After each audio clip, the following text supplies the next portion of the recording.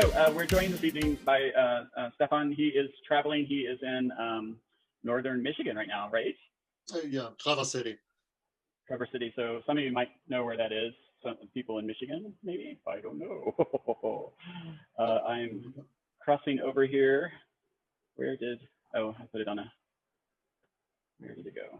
There we go. Are you guys seeing Stefan Hagen's work? Or something different? I see, yes. Okay, thank you. I'm sorry. I'm used to working on two screens, but there's construction happening for the Zona Mako gallery space. So hopefully we won't get too interrupted. I'm up in my loft right now, which is why we have all this, fabulous color ranges and things going on behind me, because I like to play with light a lot. Stefan, can you tell us where you normally work from? Well, I'm based in New York City, so when you look here at the website, there is actually, yeah, the top left there, that is in New York City. And so this is, it was a big, no, you're on Encompassing now. Go back to, yes, here, crossing walks and drives. So this is from a series, when you go on the left here, okay. That's crossing the Upper Bay. Crossing the Upper Bay on the left, you see. Okay. North. I can share it too if you like me to.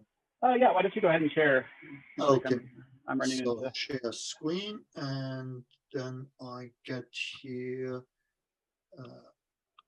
Okay, now you're on my reading. Okay, here we go. So this is from a series where I basically started these longer exposures.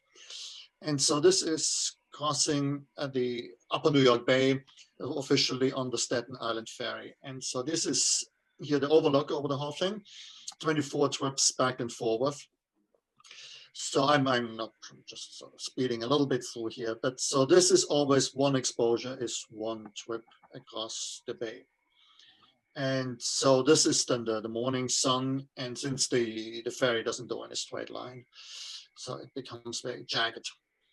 And so let me go back here to the index. So this goes on and on then, and it's always facing Manhattan. So this is then the back of the ship or the ferry, and then the other ones are then, that's the front of the ferry. So this is then something I started out, I felt this works, and then I did this series here the last day at Walden. Now, David Thoreau stayed there for over 2 years in this little hut, and I imagine basically, and it's sort of, I mean, it's not, I know it's not real, but it's sort of, he was very surveying always. And so, as he actually was a land surveyor. And so this is the last day, 4 day he spent at Warden Pond. And these are 16 walks around Warden Pond, each the sun elevation of 8 degrees higher. So it's more in the beginning and then less during the middle of the day. And then I changed the direction. And so one exposure is one walk around it. So about 30 minutes or so. Wow. What kind of camera are you using for this? So I basically, since I'm not shooting a lot, I using 4x5, but then to carry it, I built this, it's just a little box out of copper, and with a large format lens on it, a Super Angolone, a 75mm. So it's this very small contraption, since I don't have, I mean, it's always focused on infinity. And then each walk I have a large format negative. I started out with 2.25, but it made sense then, since, I'm not shooting that fast. Right. I do them. Then you're shooting film, or is it digital? This is all film. Yeah, okay. I mean, by now you can expose digital for 30 minutes, but it's the chips don't really like it. And then also sometimes photograph into the sun, you get very much, I mean, like a 20-step contrast. Right. And that is on negative film, you can still handle that. On digital, sometimes it just loses it. Right. That's why I was curious, because the depth of the color and the tonal value there's such a wide range that I couldn't imagine with that kind of exposure you get that with a digital camera. Yes, I mean, of course, there's a lot of dealing then with these ones I printed in the beginning too. I mean, these are from 2003, yes. And so I printed them in the darkroom. But then I scanned in and do digital sequence now for these. And now your process has changed. You don't print yourself, or? I mean, for the I prefer, for a lot of them, I prefer digital sequence, but then some things like what we're showing here with you, that's inkjet prints. Okay. Just makes more sense. I mean, it's sort of something. If you start something in the dark room, you have a certain look, and you don't want to change that. Right. Yeah. No. I mean, there's definitely a quality that comes from that experience. Where did you start photography? Like, how did it enter your life? And did you study photography, or? I started actually more as a music background, but then I realized pretty fast that I would be maybe the second clarinetist on a third grade orchestra, and that didn't sound very interesting. So I was. So you decided to pursue the fame of photography. Well, I don't know. It was just something I felt sort of I was drawn to, and come from a long line of scientists, and it was somehow really didn't sound that interesting. I mean, for the top scientists, but otherwise you end up in the lab a lot. It's not that exciting. Sure. So I went in Berlin. It's called Letteverein. It's actually a very old photography school, and it's very technical. So you learn how to work the large format cameras and work in studios, and then my art part. I mean, it came more with hanging out with friends who studied art at the Arts Academy, and that was before the Bechers became sort of the central focus. That was still in the late 80s. Mm-hmm. And so photography wasn't really considered art. Artists started to work with photography, but it wasn't really until the 90s then. If it wasn't photography, it wasn't art. Right. But that changed, of course. And how long have you been in the States, in the United States? I got then in '89. I wanted to see what this whole New York is about, and I started in Berlin, and Berlin is a fantastic city, but that was still while the wall was up, and there was no work there basically, and we don't really have a metropolis like that in like Paris, London, New York, or something like that. And New York is just the easiest place for an outsider, because in the creative field, I mean, you hardly meet anybody from New York anyway. So everybody from outside. So it's just, and then once you're there for a while, you're just, why leave? Right. Yeah. There are very few real New Yorkers. It's like unicorns, people who were born and raised in New York, they don't exist in the volume that they used to. So. I know a couple, of course, but yes, right. I mean, even the famous, a lot of famous New Yorkers, they grew up in New Jersey and then. Right. And you say you're from New York. Or Long Island, yes. Yeah. Well, I grew up in Indianapolis, Indiana, and when I went to school at the School of the Art Institute of Chicago, everybody used to say they were from Chicago, but they would be from Evanston, Indiana, 3 hours, 4 hours away. People are very generous with the metro area of any city. So, and the series that we have in our show is the diptychs and triptychs too. Yes, that is. Let's go here. So the dancer Stefan Maria Marb is actually, we went to high school together, and at some point lived in the same flat, and always kept in touch. And he developed then sort of his own style. It's derived from the tradition of Foto dance, and met then Tanya at some workshop a long time ago, probably 30 years ago too. And he lives in Munich still. Tanya lives in Ljubljana, Slovenia. So, but they always meet and collaborate. collaborate. That is sometimes a little tough because they are both strong people. So it's hard for them to collaborate. But they're certainly working in the same direction. Mm-hmm. So at some point, I started this project. We're going to talk at some point, the Montello Foundation. And so I was working to get this building built and frequently traveling towards Montello, which is the northeast corner of Nevada, and therefore right next to the salt flats. So he was just intrigued there. And then at some point they came, Stefan Maria and Tanya, and also a friend of theirs, Sabine Scharf, who was a filmmaker. And they just came, and we didn't really have any concept what we're going to do. And so I just started, we went on the salt flats. These are things I photographed in '87. We were basically just out of school, and this is in a garage. And so these were sort of this first. And then, so this is from the salt flats. Mm-hmm. And the concept that's to do these diptychs, triptychs, that came then afterwards, because there was an exhibition already lined up then in Munich. And I had no idea what to do. And somehow, suddenly these kind of abstractions where the figures become not representations of a person, but a representation of an idea, like you have in an altarpiece. So that suddenly made sense. And so these are then often combined with this other series called Encompassing, mm-hmm.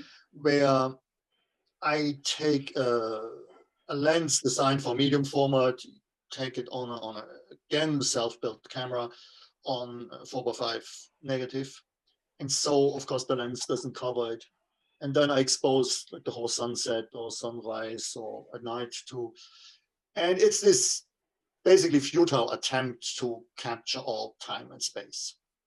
Like at some point, I mean, I want to show everything, but I can't. The lens just gives up at some point, right. And also the sun just disappears. It gets in the frame and disappears. So it's just this thing of futility. And I must say here, exactly, pretty much here, was one of the times the Donner Party got stuck. Ah. So just a little. And what is the significance of juxtaposing the landscape with the figurative? Like, is there a specific meaning for you or conceptual idea with this? It's defining the space, mm-hmm. but it's this going back and forward, that you are focusing on the dancer, but then you're focusing on the land again, and sort of this pushing back and forth of these. Basically, I mean, it's in a way it comes to a very similar expression too. I mean, you know, this on the left here, that's on the same salt flats, pretty much at the same spot. You see these mountains over there too. Mm-hmm. And you know, this is Wendover, where the Enola Gay, the plane who carried the bomb to Hiroshima, it was stationed. So I mean, it's just it's not really a juxtaposition. It's just sort of two sides of one expression. In the diptych. I tend to create narratives with when you put two things next to each other, and so obviously it's really easy to relate the figure to the landscape, but there's this like sort of the figures have this very sort of gauzy feeling to them, like where it just feels like they're just disappearing, you know, and they're almost ghosts or you know, phantasms or something. Yes, yeah. I mean, basically, I mean, from these longer walks, what I showed before, these ones are exposed like 2 seconds, 3 seconds, and I move as well. So in order to concentrate or focus more on their movement or not movement, but give basically another possibility to these limbs, arms, legs, fingers, heads. And also, yeah, so this is then a night image. Let me go to, so these were then triptychs. That's all in these mud flats there, which are sort of next to that. And again, it's, yeah, the struggle. This, I guess, more peaceful image. Can you tell us who your photographic influences are as well as you look at these? Photographic influences. I can't say I have really anybody where I say, yes, that's the influence. There's a lot of artists where I say, yes, they found a solution, and I really, I'm looking again, what were their solutions and how does it work for me? I mean, one artist, for example, is very crucial for me, was after I got out of school, was Richard Long. I mean, he's not really a photographer, but I mean, he showed really, okay, you can, there is something else out there. You don't have to, you know, you can use photography, but it's first you have to think what you're doing. Well, I find it fascinating that their photography can be very documentary and crisp and clean, and your work is otherworldly, like in all the aspects throughout all these, you know, even the span of the years. There's a sense of another world, like you're being transported. It could be another planet. It could be, you know, interstellar, or it could be, yes, but that's not really. It's actually I'm trying actually to be much more documentary actually than it appears, because what really is, when I photograph on these walks or so with a long exposure, I mean, what is important that I can basically capture the light, the feeling of that walk. Because I found just that in a lot of cases, if I photograph a scenery, if I photograph details, if I photograph maybe just with a short shutter straight ahead, it's always, the viewer gets distracted by other things, but you're not really recognizing these things when you walk. Right. So I was more interested in how actually the light was there. And when I process them, I mean, you know, adjust the raw file or something, it's really, it's sometimes yes, how was it like that? And then I have to go back again, and yes, until it all makes sense. Sure. And I mean, how long is the process for you from your ideation to coming to the images that you're trying to get? Like, oh, that varies. I mean, sometimes it's fairly clear. I mean, and sometimes, and then there was this one series, and I still don't know whether it works, but you know, I did a shot just as a test, and that was sitting over my desk for like 2 years. So I was like, you know, maybe there is something there. Maybe there is something there. It's basically how I am in the landscape too. I mean, me. So there's this whole series of me in the land. I mean, this is maybe the most successful, where it's the challenge to deal with the two-dimensionality of the photo while I'm in the three-dimensionality of taking the picture. So I can actually touch the light then in the picture. But of course, while I'm photographing, I'm not. And so I have to deal then with. So these kind of things sometimes they take. And some are, of course, much more conceptual, like crossing the North American continent. I mean, this is just, okay, I'm going to photograph the whole continent from New York to San Francisco. And that's how it looks. And basically, that's how it looks when you think about drives where you just had something else in your head. You just drove for 200 miles somewhere, maybe to visit somebody, and you were thinking about this. But I mean, how was that? What did you see? I don't know. There was a road. Yeah, sure, there was a road. But yeah. Do you meditate as well? Yes, but that's. These feel like meditations. That's why I'm asking, because they have a very meditative quality. The process seems meditative. I'm just curious if you have a relationship with meditation. Yes, I mean, there is, of course. I mean, this is something really sort of meditating. But I mean, of course, be honest. I mean, it's not always meditative. to do these. I imagine it would take a significant amount of concentration, because like you're even for these time lapses when you're walking. I mean, but of course, while you do it, there are technical issues from being cold, walking in the water in March, and dealing with other people. I mean, this is a 20-minute exposure, walking 1,000 steps into the sunset. I want to have it as a meditation, and yes, but. Yes. They're all. I mean, there are all kinds of forms of meditation, and sometimes, for me, if I'm trying to work on a specific composition, I need to get myself into a meditative state in order to shut out all the other noise and actually see what's happening in front of me too. So, but I definitely I look at these and I'm just like, oh, I mean, they sort of they exude this sort of ideal of meditation to me, where I just want to be absorbed in them. And you live in New York City, so I think the contrast to living in New York City and not being like a street photographer or a fashion photographer. You can live pretty quiet in New York too, if necessary. But yes, well, in that sense, it's meditation, as meditation is the end point here. I mean, it's the sort of. And what I do is I don't count to 1,000. I have basically a metronome, which 50 beats a minute. And so I get in the rhythm. I mean, it is, and from looking from the outside, I know people like, the hell is this guy doing here? So yes, I mean, in that sense it is. But if I truly meditate, I mean, then I'm a photographer. Right. You can't detach.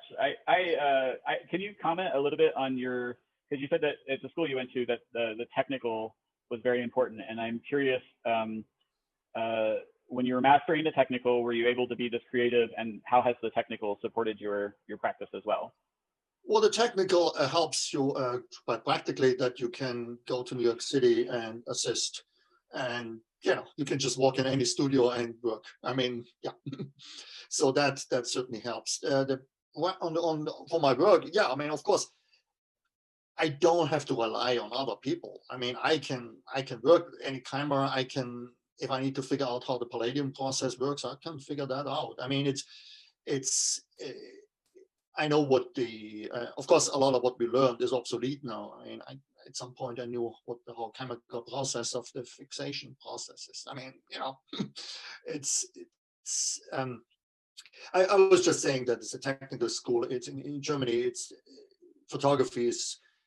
Some was taught by the Volkwang, which is sort of from the Bauhaus idea, and then a lot in the Arts Academy and in Hiller Becher, where a lot of famous students came out from, Gursky, Ruff, and others. And so it wasn't like we learned anything about art there.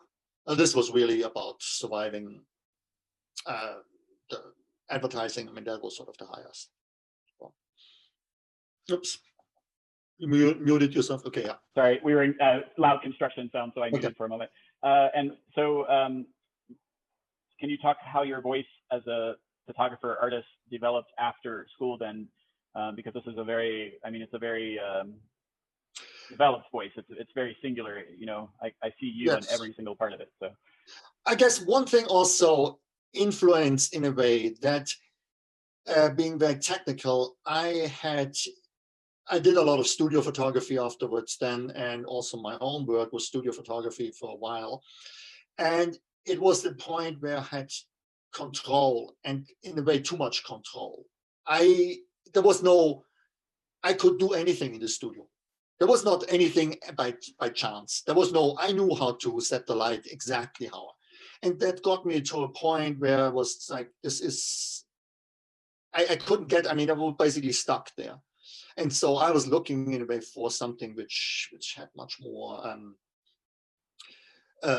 outside chance in it, and I couldn't control something out of control. Of course, now when I photograph, there is then especially the dancers. I was doing a session with Stefan 2 years ago, and I came back with 800 images, and then I did 3 triptychs out of it afterwards, but.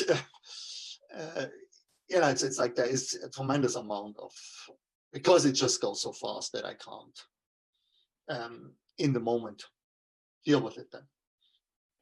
Yeah, I mean, absolutely. I mean, stunning imagery. I'm going to open the floor for others to join in the conversation too.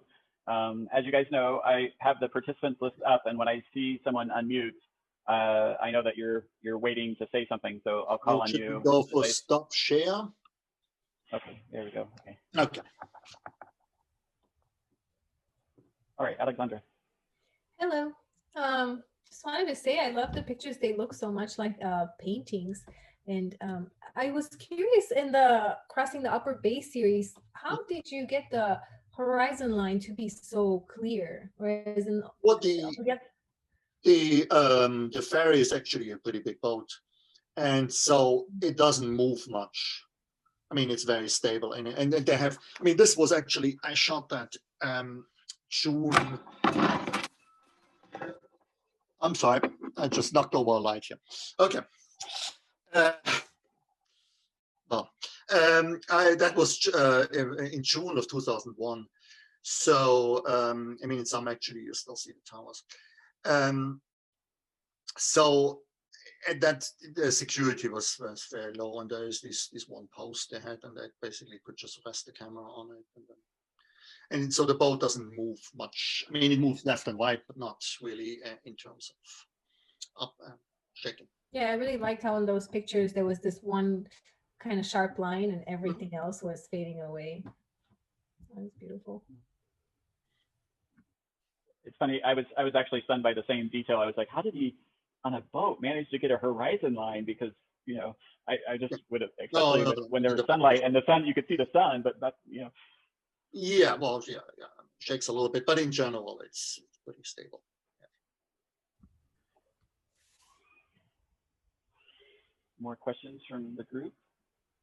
I have a question, comments, and yeah, I find your work very beautiful. It is, there is a meditative quality, but more it sort of looks like spiritual to me, and then also sort of earthy and spiritual. And then I find some of the images kind of spooky, like in the way that I would define, the little bit I know about quantum physics or something.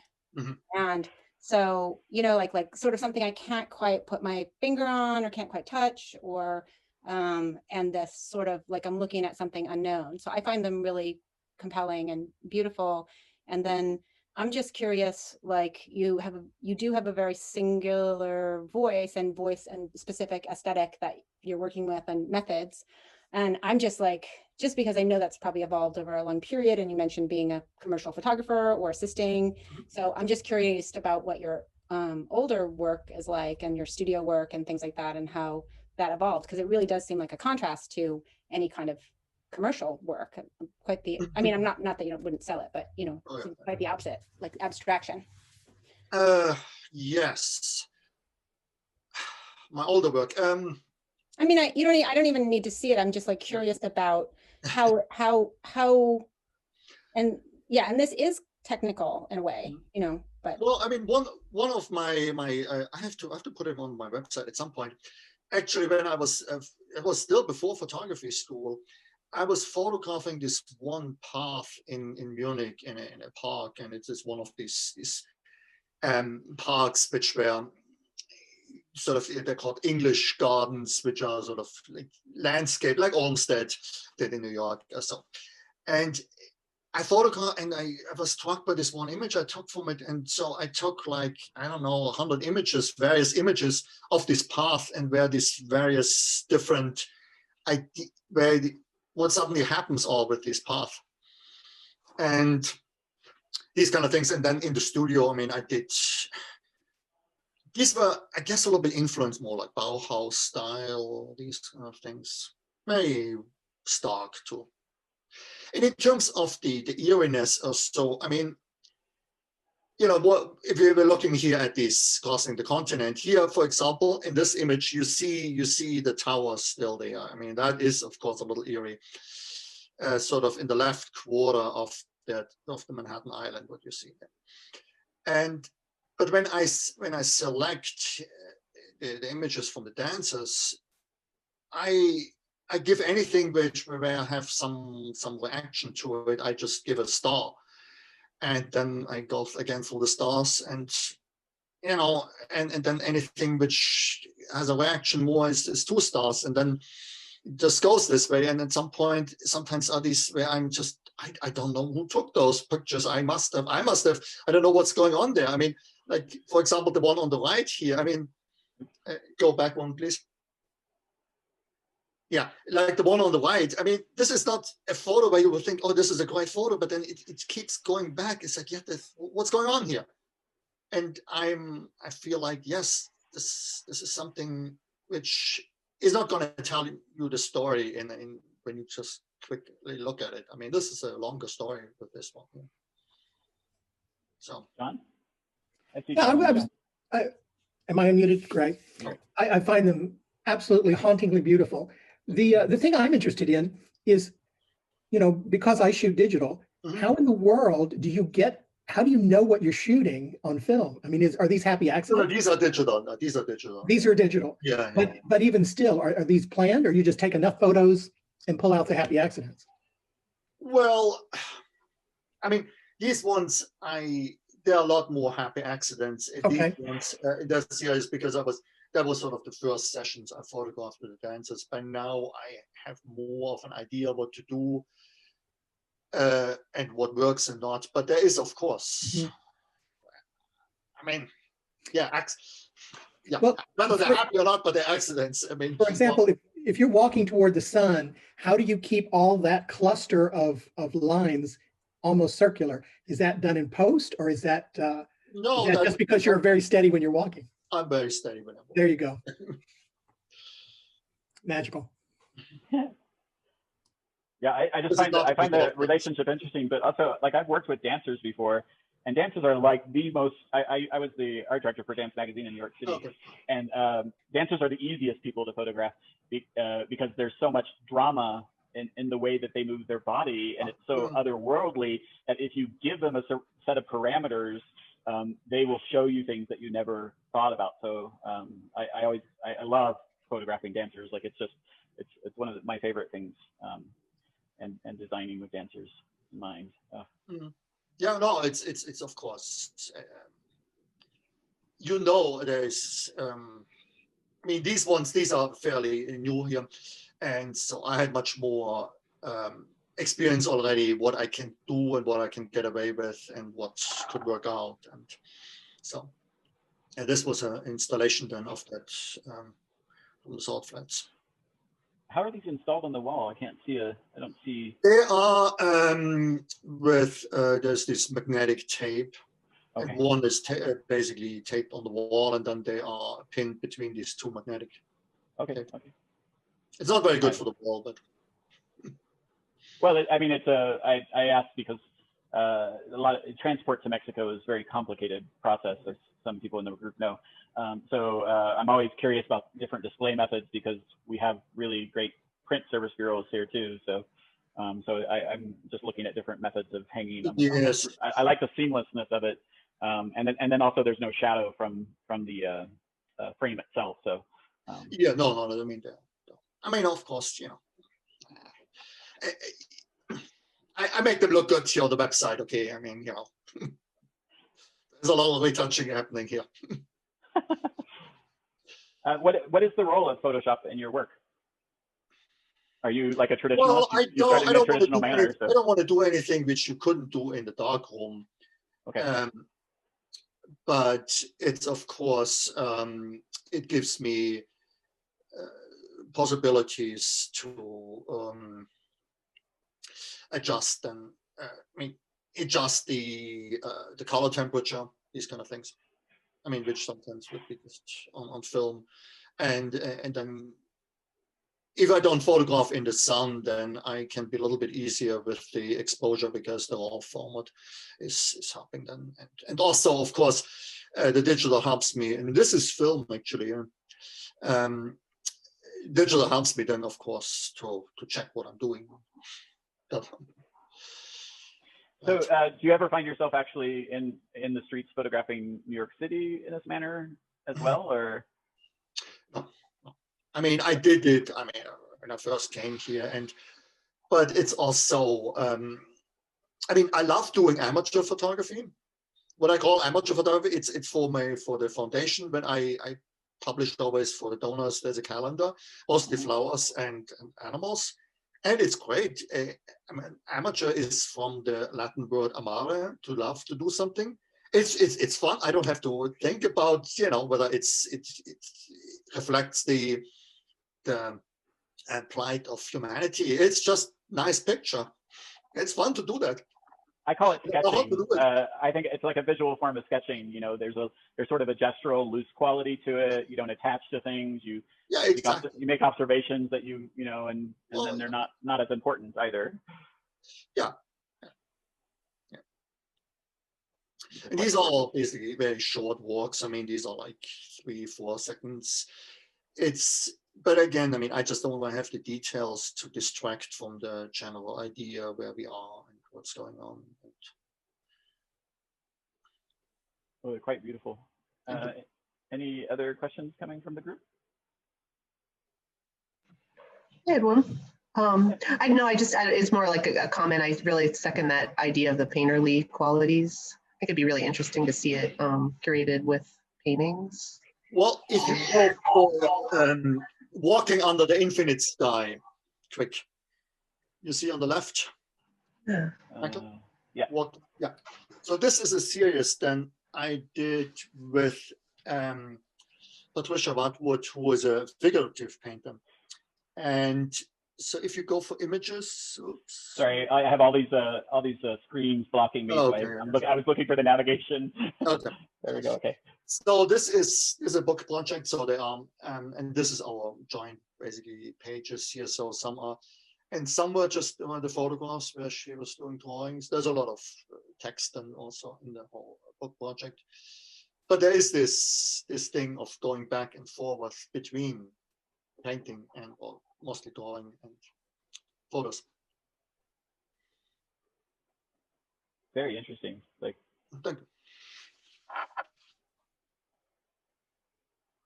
Any other questions? That was then after I photographed the dancer, so that helped me a lot to understand. And this is a lot of meditation then also came into it. It's just interesting because Photoshop and the way people use digital things now, you would think that you would almost get the impression based on current times that, you know, I could see like the tools that I would use in Photoshop to create these expressions.